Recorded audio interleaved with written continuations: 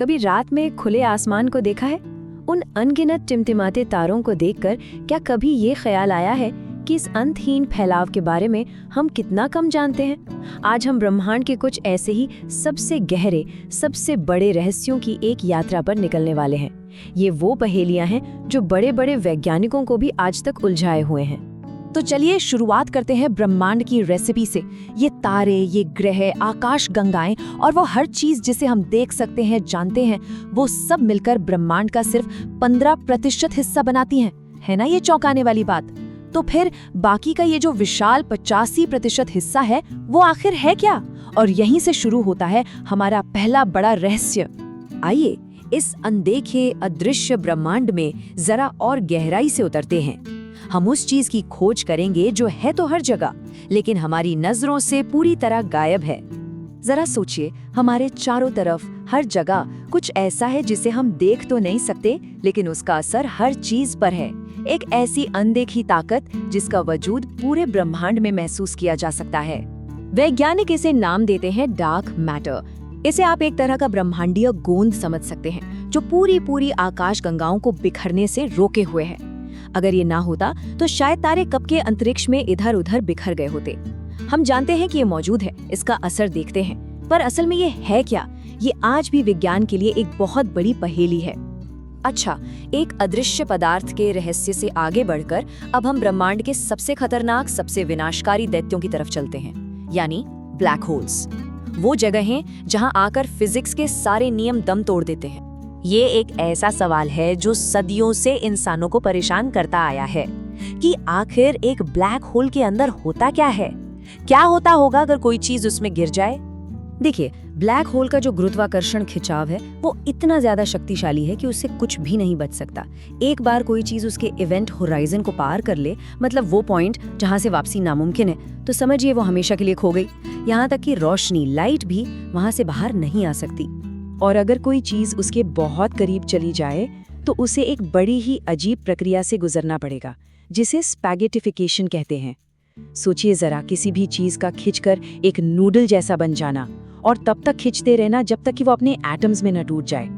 ये ख्याल भी डरावना है, पर यही है फिजिक्स के नियमों की चरम शक्ति। ब्रह्मांड के इन विशाल ढांचों और ताकतों से परे एक और गहरा सवाल है, एक ऐसा सवाल जो शायद हम सबको कहीं ना कहीं छूता है। क्या इस पूरे ब्रह्मांड में हम अकेले हैं? इस बात पर जरा गौर कीजिए।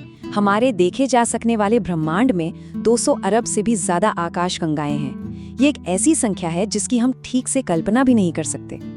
और उन आकाश गंगाओं में से हर एक के अंदर खरबों तारे हैं, और उनमें से न जाने कितनों के अपने ग्रह भी होंगे। इन आंकड़ों के हिसाब से तो ब्रह्मांड को जीवन से भरा होना चाहिए। संभावनाएं तो लगभग अनंत लगती हैं। और यहीं पर विज्ञान का एक सबसे बड़ा विरोधाभास सामने आता है। अगर जीवन की संभावनाएं इतनी ज्यादा हैं, तो फिर सब है कहाँ? हमने आज तक किसी से संपर्क क्यों नहीं किया? ये जो महान खामोशी है, ये वैज्ञानिकों को आज भी हैरान करती है। तो अब चलिए अस्तित्व के सबसे बड़े सवालों का सामना करते हैं। ये सब कुछ शुरू कैसे हुआ और आखिरकार इसका अंजाम क्या होगा? हमारी जो आज की सबसे अच्छी वैज्ञानिक समझ है वो है बिग बैंग थ्योरी, यानी लगभग 13.8 अरब साल पहले ये पूरा का पूरा ब्रह्मांड एक बहुत ही गर्म, बहुत ही घने बिंदु से पैदा हुआ और तब से लगातार फैलता जा रहा है। लेकिन ये अपने आप में एक और भी गहरा सवाल खड़ा कर देता है कि उस बिग बैंग से पहले क्या था? क्या उस समय पहले जैसा कोई कॉन्सेप्ट भी था? ये एक ऐसा सवाल है जो हमें फिजिक्स और फिलॉसफी की दहलीज पर लाकर खड़ा कर देता है, और इसका जवाब फिलहाल हमारी समझ से बाहर है। और हमारे भविष्य का क्या? इसके लिए दो मुख्य संभावनाएं सामने आती हैं। एक है बिग फ्रीज, जिसमें ब्रह्मांड हमेशा हमेशा फैलता रहेगा और आखिरकार ठंडा, अंधेरा और खाली हो जाएगा। और दूसरी है बिग क्रंच, जिसमें गुरुत्वाकर्षण इस फैलाव को रोककर हर चीज को वापस उसी एक बिंदु में समेट लेगा। दोनों ही सूरतों में हमारे ब्रह्मांड का अंत बेहद नाटकीय होगा।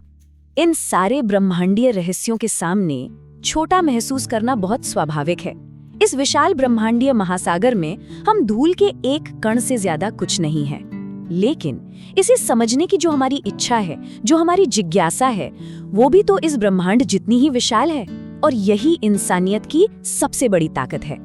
हमने तो आज ब्रह्मांड की कुछ सबसे बड़ी पहेलियों को सिर्फ छुआ है। हर जवाब अपने साथ कई नए सवाल लेकर आता है। ये हमें सोचने पर मजबूर करता है, अगला कौन सा रहस्य हम सुलझाएंगे, और उस खोज की प्रक्रिया में हम खुद के बारे में और इस ब्रह्मांड में अपनी जगह के बारे में और क्या नया सीखेंगे।